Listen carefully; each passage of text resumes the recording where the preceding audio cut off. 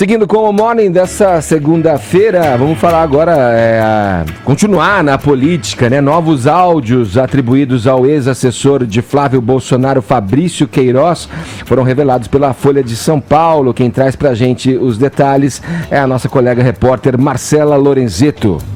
Os atribuídos a Fabrício Queiroz, ex-assessor do senador Flávio Bolsonaro, mostram que ele gostaria de voltar ao PSL para ajudar a conter a crise no partido. As gravações foram divulgadas neste domingo pela Folha de São Paulo. De acordo com o jornal, os conteúdos foram enviados por Queiroz a um interlocutor não identificado por meio do aplicativo WhatsApp. A fonte que repassou os arquivos à reportagem da Folha pediu para não ter o nome revelado. Também não é possível saber quando as gravações foram feitas. Nos áudios, o policial aposentado Fabrício Queiroz diz que a investigação contra ele e o ex-chefe Flávio Bolsonaro pode gerar um problema do tamanho de um cometa. É que eu falo, o cara lá tá hiper protegido. Eu não vejo ninguém mover nada para tentar me ajudar aí, entendeu? Ver e tal, é só porrada, cara. O MP tá com do tamanho de um cometa para enterrar na gente, não vê ninguém agir. Não é possível precisar a quem ele se refere como hiperprotegido. Fabrício Queiroz e Flávio Bolsonaro passaram a ser investigados depois que o Conselho de Controle das Atividades Financeiras identificou uma movimentação superior a R$1 milhão nas contas do ex-assessor entre os anos de 2016 e 2017. O Grupo de Atuação ao Combate à Corrupção investiga denúncias de lavagem de dinheiro, peculato e organização criminosa no gabinete de Flávio, quando ele ainda era deputado estadual. Num dos áudios, Queiroz articula para ajudar o presidente da República, Jair Bolsonaro, a lapidar a bagunça no Diretório Regional do PSL, no Rio de Janeiro, atualmente comandado por Flávio. Vamos ver se a gente assume esse partido aí, cara. Eu e você de frente aí, lapidar essa Em outro trecho, Queiroz sugere uma investigação contra o presidente da Câmara, Rodrigo Maia, e ainda critica a postura do deputado com relação ao governo. Era para ser a maior força, gente. Tá todo mundo temendo, todo mundo aí batendo cabeça. Estão fazendo chacota do governo dele, mano. Fazendo chacota. Rodrigo Maia tá esculachando.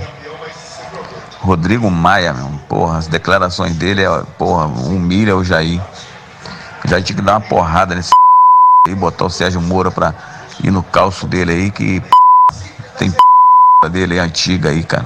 Queiroz se queixa da falta de apoio e questiona as ações de Bolsonaro nas redes sociais. Pô, cara, você tem que falar com ele pra parar com esse lance de Twitter, cara. Tá pegando mal pra focar no governo, irmão, deixa essa de internet de lado. O ex-assessor de Flávio Bolsonaro lamenta não poder mais atuar em favor da família do presidente por causa das investigações que fizeram seu nome ficar conhecido. Na semana passada, o jornal o Globo divulgou um áudio em que Queiroz falava sobre a articulação de cargos no Congresso. Da China, Jair Bolsonaro classificou a gravação como um áudio bobo. Ainda no pacote de gravações obtidas pela Folha, Fabrício Queiroz dá a entender que em outra ocasião o presidente falou com ele sobre a intenção de demitir uma funcionária do gabinete do filho Carlos, vereador no Rio. Na época, o Jair falou pra mim que ele ia exonerar a Cileide, porque a reportagem estava direto lá na rua, e para não vincular ela ao gabinete. Aí ele falou que tem que exonerar a Cileide. Cileide Barbosa Mendes atuou como empregada doméstica na família Bolsonaro e laranja na empresa do ex-marido de Ana Cristina Vale, a ex-mulher do presidente da República.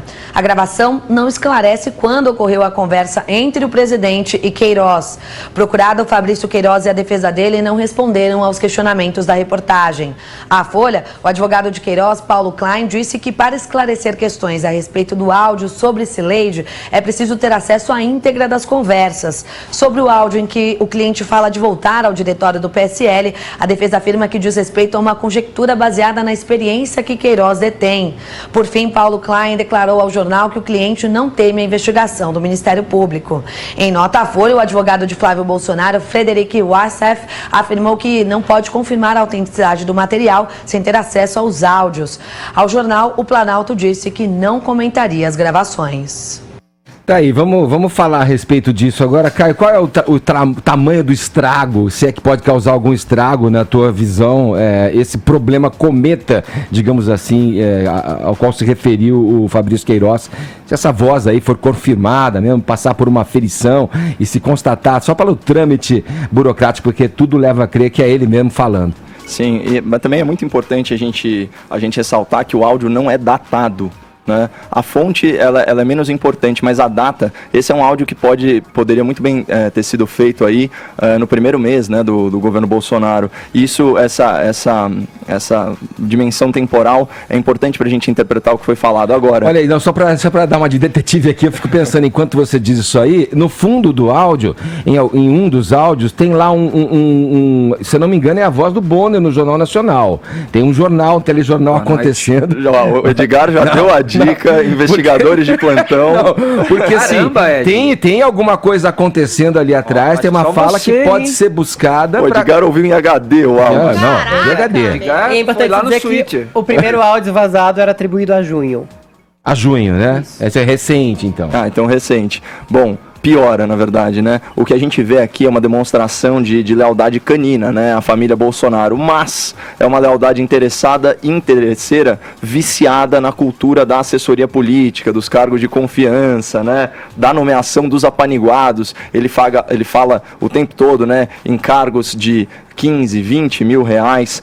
Ele menciona centenas e centenas de cargos em Brasília, cuja nomeação não seria rastreada de volta à família Bolsonaro. Portanto, são nomeações, né, nas quais os políticos têm muita influência, mas que você não consegue atribuir diretamente a esse político. É o famoso segundo, terceiro, muitas vezes o quarto escalão.